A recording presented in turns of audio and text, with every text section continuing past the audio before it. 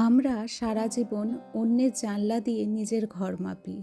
ওর promotion হয়েছে, আমার এখনো হয়নি। ওর বিয়ের ছবিতে সবাই লাইক করছে, আর আমার ইনবক্স তো খালি। জীবনও খালি, পকেটও খালি। ও দেশের বাইরে চলে গেল, আর আমি এখনো সকাল 8টায় জ্যামে বাসের হাতল ধরে দাঁড়িয়ে।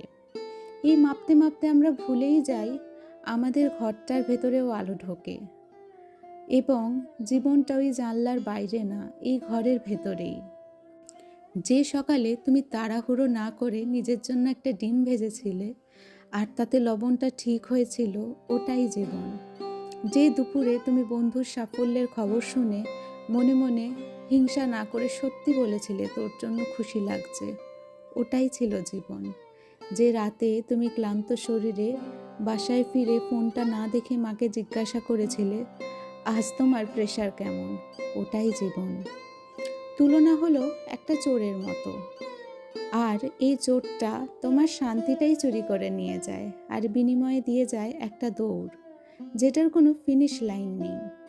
একদিন তুমি টের পাবে যাদের সাথে নিজের মেলাচ্ছিলে তারাও রাতে লাইট নিভিয়ে একই প্রশ্ন করে, আমি কি যথেষ্ট? তখন বুঝবে জীবনটা কোনো প্রতিযোগিতা না, এটা হাঁটা। কেউ আগে যাবে, কেউ একটু পরে। তাতে তোমার রাস্তার পাশে যে কৃষ্ণচূড়াটা ফুটেছে তার রং কমে যায় না। তাই আজ অন্যের জানলা দিয়ে না দেখে নিজের ঘরের একটু আলো জ্বালাও।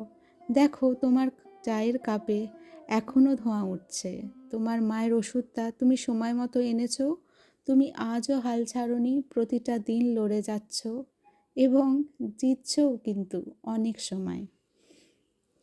অন্যের জীবন সুন্দর হতেই পারে, কিন্তু তোমারটা বাঁচতে হবে তোমাকেই। আর তোমারটা যেমন আছে তেমনভাবেই সুন্দর।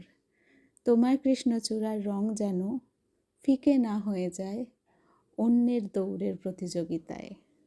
তাই এই নতুন বছরে সবাই ভালো থেকো এবং সবাইকে ভালো রেখো। শুভ নববর্ষ। ছোটদের অনেক ভালোবাসা এবং বড়দের আমার প্রণাম।